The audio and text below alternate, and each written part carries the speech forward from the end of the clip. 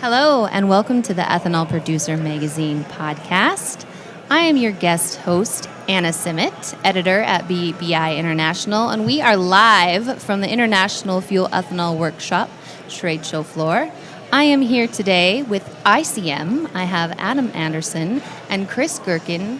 Adam and Chris, welcome to the podcast. Thank you. Thank you very much.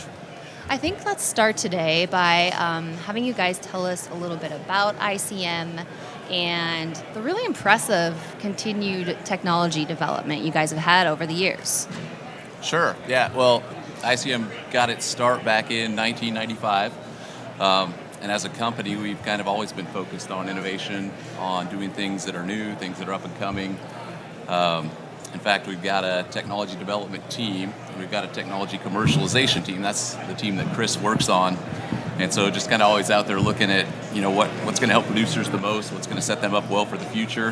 And then not only, coming up with the idea, but really executing to the best possibility. That's a lot of what your team does, Chris. That's right, yeah. First, I'd like to mention, Anna, thank you for having us up here for this opportunity. Thank you for being up here with my colleague, Adam Anderson. And we've been working for ICM for a long time together, through the highs, through the lows, and this new market that we're in, the industry's changed some. There's a red hot DCO market. The carbon is a big play, and so we're always having to adapt to the industry. And we have a world-class research facility where we can test technology. We can bring equipment to the facilities and do it on site at on-site locations. So we have a lot of tools that have given this the ability to rapidly progress the industry in certain areas. You said carbon. Low carbon is such a major focus of today in energy and transportation and fuels. How do low carbon and high protein production play a role in ICM's products? Sure, yeah, no, that's a great question. And so the high protein or the feed diversification path or technology path, that's been a huge focus for the last 5 to 8 years. And even a year and a half ago, it was a really big focus and a really big market focus. And then with the new Inflation Reduction Act, carbon's always been a focus too, and that's something ICM's always focused on, is just efficiencies and doing things with the right equipment count, the right process steps, and even process counts. So focus on efficiency plays well into carbon, but when you talk about high protein, you're adding new equipment, you're adding new electrical load, you're potentially adding new natural gas load. So it is a thing you've got to balance, and thankfully with our technology, we're very much focused on minimizing the load to the dryers. So for a plant that's drying 100% of their feed, we can actually bring a technology in that diversifies their feed and lowers their carbon intensity score. Yeah, absolutely. We've taken a holistic approach to engineering and design since the beginning. We can't focus just on one unit operation. We have to look at the whole process and understand the benefits and trade-offs, and carbon reductions and reducing water load to the dryer. That's been a natural progression for us since the beginning. So all of our process offerings can impact and improve carbon, oil recoveries, those things. So it's been a good fit, and we're lucky to be in this position today. Yeah, it's all around it's a very good story to share, and the industry has received it really well. Absolutely. So let's kind of continue on that carbon track. Tell us a little bit more about other ways ICM can help reduce carbon intensity. Sure, yeah, and so within our APP process, which is what, the full package is what we use to produce the high protein feed products. Various technologies within that are designed around reducing that natural gas load and helping with plant efficiencies. So we have kind of one-off technologies within the APP package, most specifically our FST and our TS4 and our FOT, which are all processes within the ethanol plant. They integrate in, and they actually bring a carbon reduction along with those technologies. That's right. So APP consists of platform technologies. Each one of the platform technologies is able to stand on its own economically, and each one will provide a different carbon benefit to the facility. And we like our acronyms at ICM, so we have a lot of different ones, a lot of unique offerings, but we have to think intentionally on what the goals for the facility are and how we can meet them, and that's what we look to do. And we're also working with customers with some of the other more, standard and maybe bigger hitters when it comes to the carbon play as well. So we are doing some of the work associated with some of the carbon sequestration stuff. We can do the plant integration of the actual compression on site and the way that kind of marries into the production and into the plant. We're also we have a kind of a really good relationship with a company called Unison, and we're doing combined heat and power projects with them. Doing the engineering and the integration of those as well. And then for a good chunk of the industry too that doesn't have a base ICM designed plant, they've got a lot of those have a pressurized distillation system, and we've got a distillation upgrade that we call the P10 process, and that basically allows their distillation system to then run under vacuum, and it brings a good CI benefit with that as well. Very cool. So up to 5 points of CI reduction just with a modification and an upgrade of their distillation system. So, thanks, Tim. How is ICM helping producers with oil recovery? This is a great one. I'm going to lob a softball right to Mr. Chris Gerken. Yeah, certainly. His team is very focused on this and doing some really great things. Yeah, it's a red hot market, as we know. Oil value it's worth more than ethanol right now, and we have a lot of options to help enhance and improve oil recovery potential. The first is upfront SMT, so getting the right size grind, producing a favorable particle size profile without emascerating the corn and creating fines and creating load that goes to the evaporators because the decanter can't recover those fine solids. So SMT avoids that.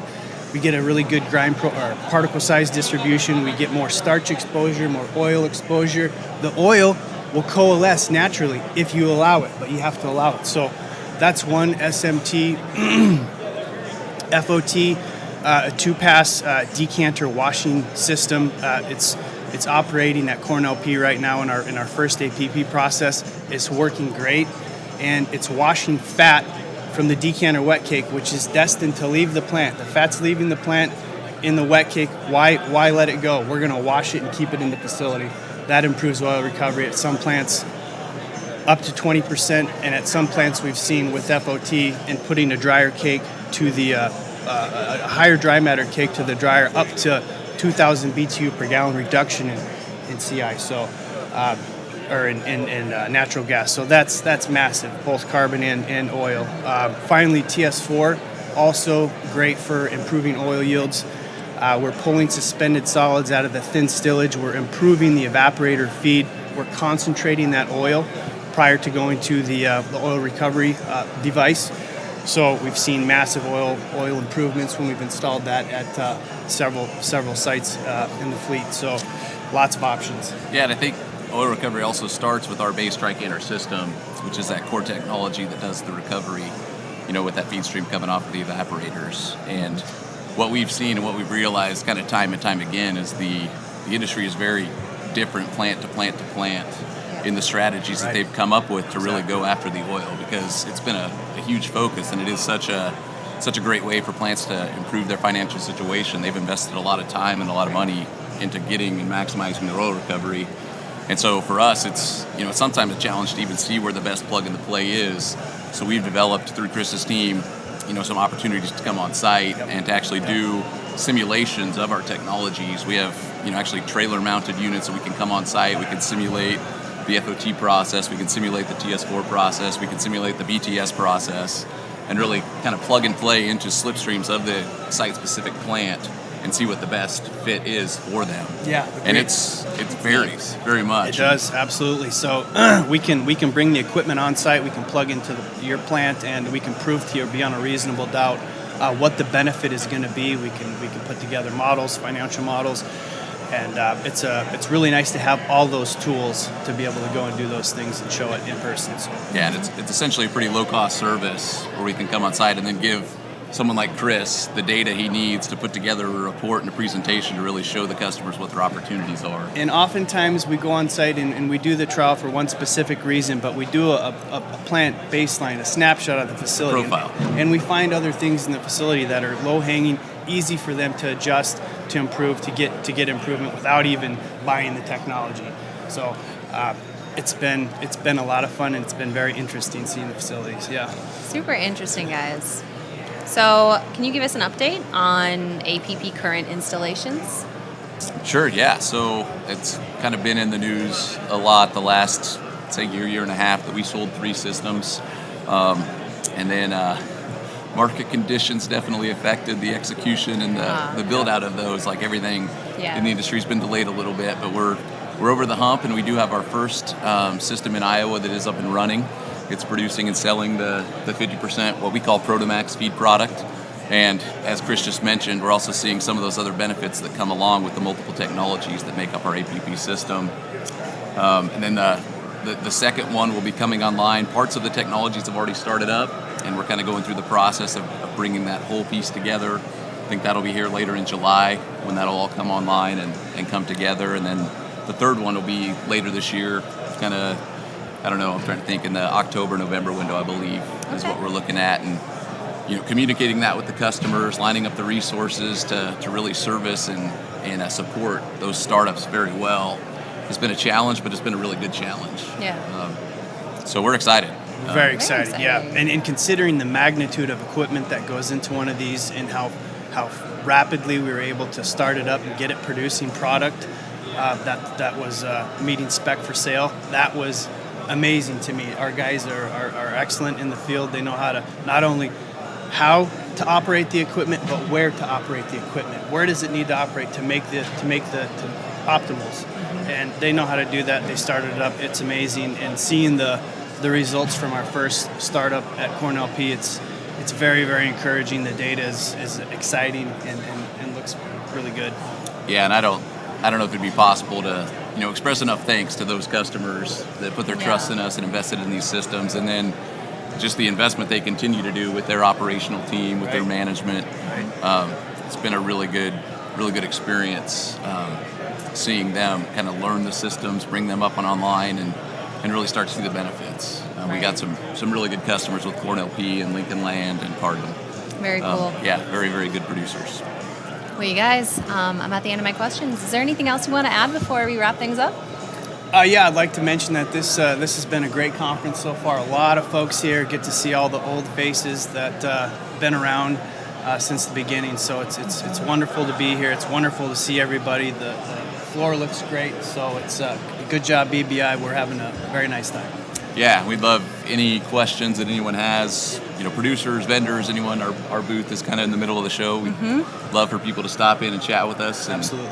Yep. I'm on a panel tomorrow morning at 8:30. Yep. Love Wonderful. for people to come and listen. I'll be talking a little bit more about carbon and new technologies and how they play with carbon. So Okay. we're here to interact and get the most out of this. We love this opportunity. Absolutely. Well, thank you guys so much for attending. We appreciate your support, and really look forward to following what you guys do with this.